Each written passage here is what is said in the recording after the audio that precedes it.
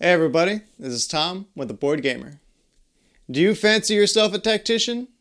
Are you able to look across the battlefield and find the best possible route to victory? Well, what better way to find out than with a tiny battlefield placed before you in Tiny Epic Tactics. Tiny Epic Tactics is a 1 to 4 player game for ages 14 and up, with an average gameplay length of 30 to 60 minutes, published by Gamelyn Games. The basic overview of Tiny Epic Tactics competitive play has you compete with 4 units against other players' units to control areas of the board and capture enemy troops. By securing these locations over multiple rounds, you will earn the flag of the area, and the game ends when enough flags are captured or when one player has lost all their units. Tally up your points from the flags, captured enemies, and your surviving units, and the player with the most points wins. To set up the game, you must first assemble the evergreen forest. Lay out the map scroll with the side that has the arrows facing up. Take the bottom of the game box and place it here over the mat with the aligned arrows. On top of that box, place the longest box at the very back with the arrows aligned. Going left, place the box that looks like a castle, again aligning the arrows. The next box will go below it with the smallest box placed on top of it. And finally, the square will go to the right. Make sure all your arrows are aligned and your battlefield is complete. Next, move on to unit prep. Start by distributing to each player 4 heart trackers, 2 ammo trackers, and 1 mana tracker, along with 4 different units of the same color. Next, separate and shuffle each unit type individually, distributing 1 unit card of each of the 4 types with the side that has the star facing up. Before moving on, let's take a look at these cards. On the top left, the icon shown shows the type of unit along with what its matching meeple looks like. Around the borders of the card, you have the unit's health in red, ammo in green, and mana in blue for its ranged attacks. While we are here, place the heart over the highest number with the heart symbol and the ammo and mana tokens on their matching icons as well. To the right of the unit photo, you have 3 types of actions listed. The first, with the boot, and the number next to it indicate the amount of movement this unit is allowed. All units are only able to move orthogonally and never diagonally. Be aware, certain locations such as rivers, mountains, the ballista, and just moving to a higher elevation cost 1 additional move. Below the movement, we have the melee attack. You must be adjacent to an enemy unit to use this attack. Next to the sword is the amount of damage it causes, and below it are the number of dice you may roll for the ability to knock back an enemy with your attack. For each knockback symbol you roll, the enemy moves backwards that many spaces. If the enemy hits a wall, map edge, or falls off a cliff, they immediately stop. If they have more distance to move on the knockback, they receive 1 damage instead. Below the melee, on the warrior and the rogue units, you have the ranged attacks. Each range attack costs 1 ammo to initiate. The number next to the broken heart shows the amount of damage it deals. Below that, the number of spaces away the enemy must be.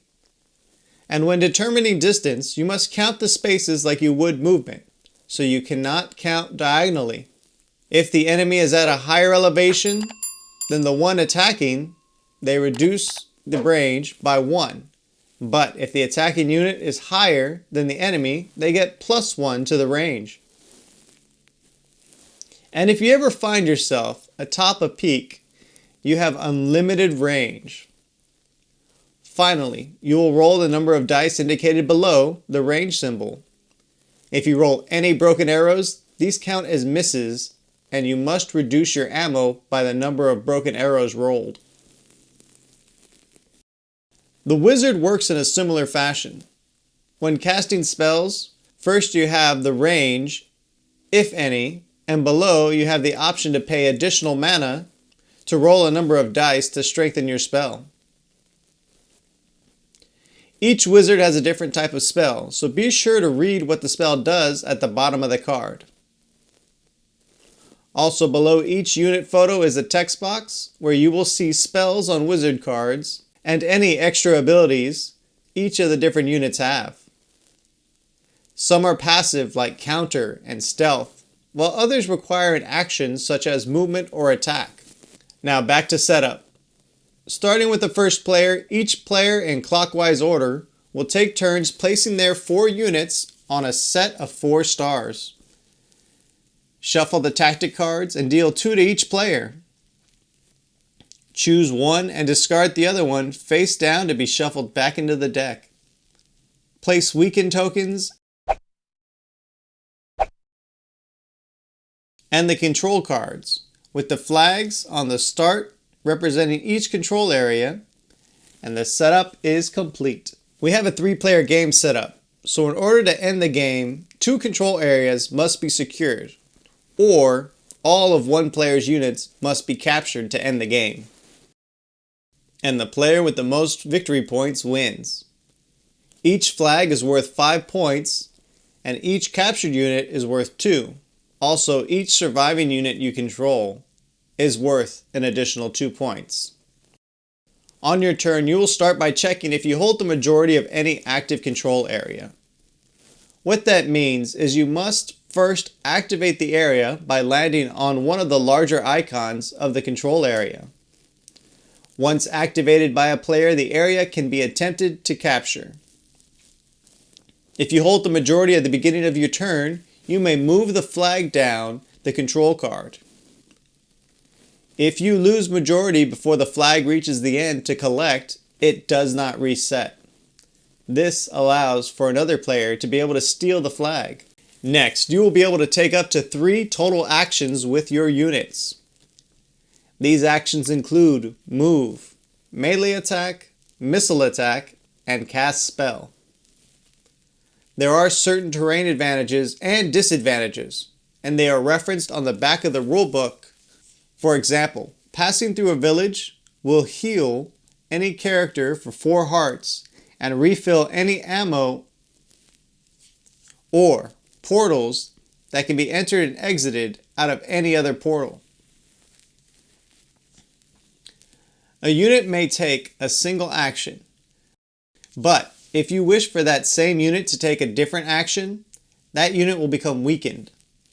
That means it will receive a weakened token and it will remain on the character until the end of your next turn, provided the unit does not take an action. If you wish to take an action with a weakened unit at the start of your turn, that unit will automatically take 2 damage. This can only be done if it has more than 2 health. You may also play tactic cards whenever their requirements are met. For example, if this happens on your turn, you may then do this. After you have finished taking your 3 total actions, if you had any units with weakened tokens from previous turns and those units perform no actions, you may remove the weakened tokens. Finally, you may draw a tactics card and discard down to 2 cards if you need to, and pass to the player to your left to take their turn. Continue like this until the appropriate number of flags has been captured, or until one player has lost all their units. Then each other player will take one final turn and the game ends. Add flag points, captured unit points, surviving unit points, and any extra points for ending the game with units in a village. The player with the most points wins. And that is how you play Tiny Epic Tactics, competitive mode. Thanks for watching. Please like, subscribe, and ring the bell to get notified about new videos. If you're bored now, click this for more games.